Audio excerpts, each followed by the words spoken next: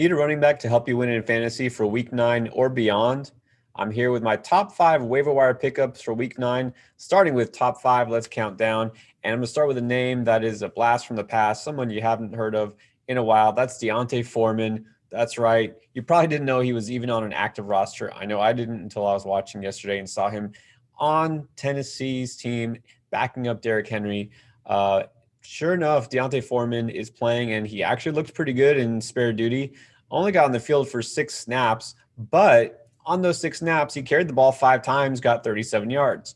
Now, you might think that's not much to, really hang your hat on, but you have to consider this is his first game in multiple years. He looked like he was out of the league, an Achilles tear, unfortunate injury his rookie season. He was possibly on his way to stardom and been back and forth, bounced from the Colts and then out of the league. Good to see him back. But besides that, here's why I'm actually interested in him. Deeper leagues in fantasy. Trust me, it'll be a deeper league. But if you have the room, especially if you have Derrick Henry on your roster, you might be interested. I was super high all preseason on Darrington Evans, the rookie, and he just hasn't stayed healthy, right? He's on IR.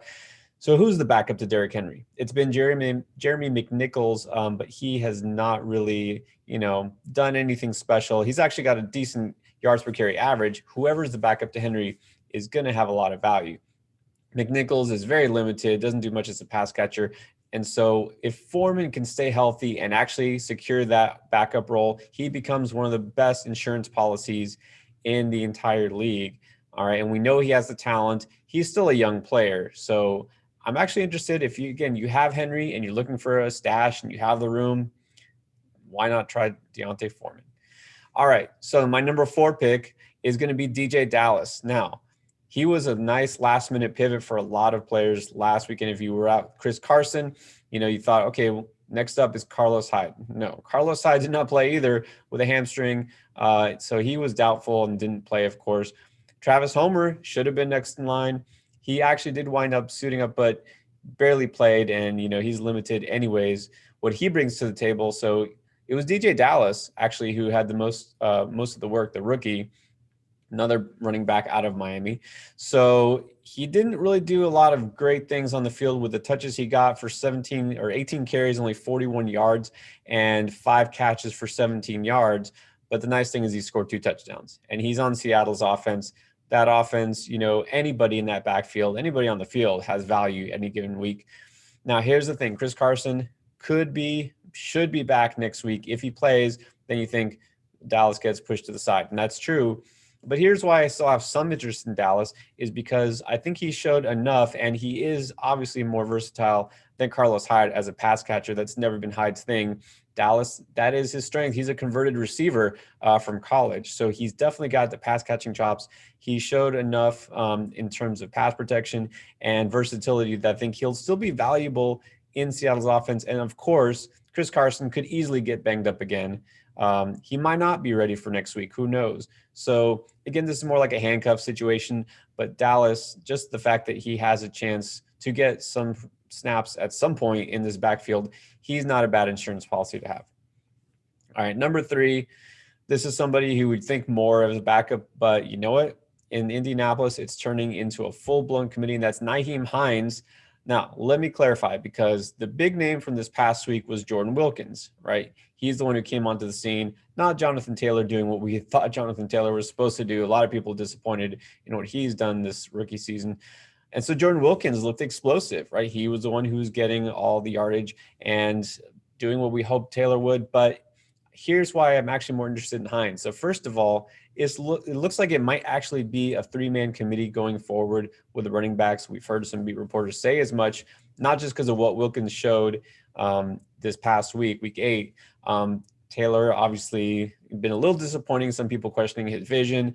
Phillip Rivers saying maybe he's banged up. Who knows, right? I don't think there's an injury to blame here, but there could be something we don't know. But the thing is, it's going to be a committee. Hines has a defined role. He hasn't had it all season. He's had it ever since he joined the Colts. He's the pass catching back. So regardless, he's going to be in play when the game script favors the passing game. T.Y. Hilton could be out. Who knows? That also works into Hines' favor, right? As the pass catcher, you saw what he can do. He's not going to score 2 touchdowns every week, obviously.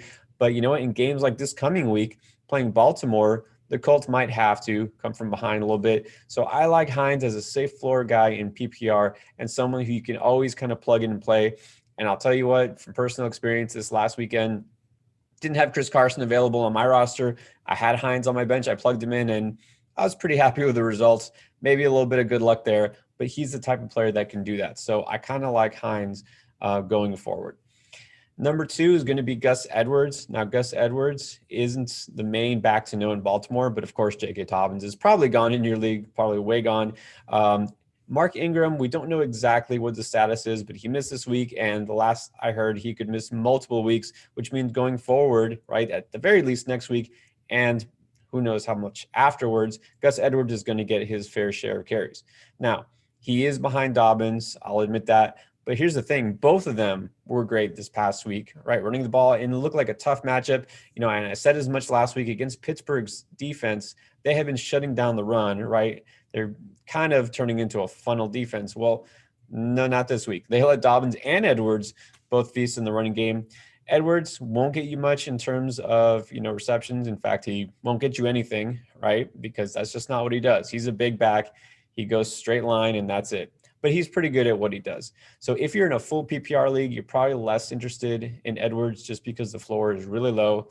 But in standard leagues, you should definitely have interest in Edwards, especially because he's used a lot at the goal line. He's very effective in the red zone too. 16 times he carried the ball. All right, so that's pretty good for a guy who's number 2 running back. We know this team is going to run, period. All right. So Edwards number 2, and then my number 1 pick, if he's available, and apparently he's available in more than 50% of Yahoo leagues as of right now. I'm not sure why, but Damien Harris, I know a lot of people backed off after last week. You better get back on it. If he's available, grab him right now. He's averaging 5.7 yards per carry this season. He had another 100-yard game. He's barely even been on the field, and every time he is, he's effective. Okay, and then if you need more incentive to play him for this coming week, besides how excellent he's done on the field, going against the Jets this coming week. So I think it's safe to say you can start him. And going forward, I mean, there's not many running backs who are going to have that kind of guaranteed share of their team's backfield. So if Harris is for some reason still available, you have to have him and definitely start him this coming week. All right, that does it for my top 5 waiver wire running backs for week 9. Don't forget to check out also wide receiver, quarterbacks, and tight ends. Don't forget to hit that subscribe button right now and tune in every Sunday morning for Endgame Live. We help you with last-minute start-sit decisions to help you win.